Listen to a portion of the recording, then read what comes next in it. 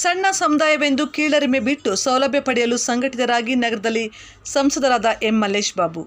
ರಾಜ್ಯದಲ್ಲಿ ಕುಂಬಾರ ಸಮಾಜದ ಕಡಿಮೆ ಜನಸಂಖ್ಯೆ ಇದ್ದಾರೆ ಎಂದು ಸರ್ಕಾರಗಳು ಗುರುತಿಸಿಲ್ಲ ಎನ್ನುವುದನ್ನು ಬಿಟ್ಟು ಸರ್ಕಾರದಿಂದ ಸಿಗುವ ಸೌಲಭ್ಯಗಳನ್ನು ಪಡೆಯಲು ಸಂಘಟಿತರಾಗಬೇಕು ಎಂದು ಸಂಸದರಾದ ಎಂ ಮಲ್ಲೇಶ್ ಬಾಬು ತಿಳಿಸಿದರು.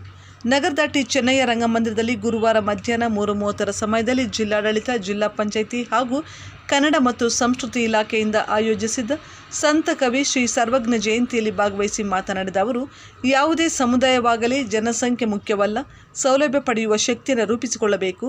ಸಮುದಾಯದ ಬಂಧುಗಳಿಗೆ ವಿಚಾರ ಮುಟ್ಟಿಸಿದರೆ ಅಷ್ಟೇ ನಿಮ್ಮ ಜೊತೆಗೆ ಗುರುತಿಸಿಕೊಳ್ಳಲು ಸಾಧ್ಯವಾಗುತ್ತದೆ.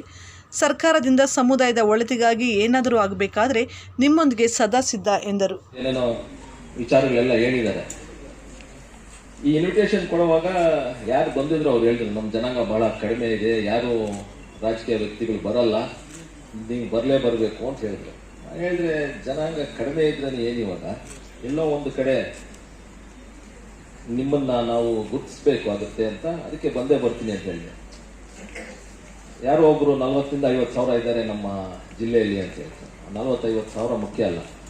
ಏನು ಇವಾಗ ಸರ್ವಜ್ಞ ಅವರು ಹೇಳಿದ್ದಾರೆ, ಏನು ಆ ವಿಚಾರಗಳೆಲ್ಲ ಎಲ್ಲ ತಿಳಿಸಿದಾರೆ ನಮ್ಮ ಹಿರಿಯರು ಯಾರ್ಯಾರು ಮಾತಾಡಿದಾರೆ, ಅದನ್ನು ಸ್ವಲ್ಪ ಅಳವಡಿಕೆ ಮಾಡಿಕೊಂಡ್ರೆ ಅಷ್ಟು ಸಾಕು. ಮತ್ತೆ ನಮ್ಮನ್ನು ಯಾರು ಗುರುತಿಸಲ್ಲ ಅಂತೆಲ್ಲ ಹೇಳ್ತಾರಲ್ಲ, ನಾನೊಂದು ವಿಚಾರ ಹೇಳಕ್ಕೆ ಇಷ್ಟಪಡ್ತೇನೆ. ನಮ್ಮೂರ ಹೆಸರು ಕುಂಬಾರಹಳ್ಳಿ. ಅಲ್ಲಿಂದಾನೆ ಅದೇ ನಮ್ಮೂರು, ನನ್ನ ಮನೆ ಅದೇ. ಇನ್ನ ಒಂದು ವಿಚಾರ ಏನಂದ್ರೆ, ಜಿಲ್ಲಾ ಆಡಳಿತ ಕಚೇರಿ ಇರೋದು ಕುಂಬಾರಹಳ್ಳಿಯಲ್ಲೇ, DC ಆಫೀಸ್ ಇರೋದು ನಮ್ಮೂರು ಸರ್ವೆ ನಂಬರ್ ಅಲ್ಲೇ. ಅದಕ್ಕೆ ದಯವಿಟ್ಟು ಏನು ನೀವಂತ ಇದೇನು ಮಾಡಕ್ ಹೋಗ್ಬೇಡಿ. ನಿಮಗೆ ಎಲ್ಲ ಸವಲತ್ತುಗಳು ಸರ್ಕಾರನೂ ಕೊಡುತ್ತೆ. ನಮ್ಮಂತ ಏನು ಪ್ರತಿನಿಧಿಗಳು ಏನು ಇದೀವೋ ನಾವು ನಿಮ್ ಜೊತೆ ಇರ್ತೀವಿ. ಚಿಕ್ಕ ವಿಚಾರಗಳು ಇರುತ್ತೆ ಎಲ್ಲೋ ಒಂದು ಕಡೆ. ಯಾಕಂದ್ರೆ ಅಣ್ಣವ್ರು ಹೇಳ್ದಂಗೆ ಯಾರು ಆಚೆ ಬರಲ್ಲ.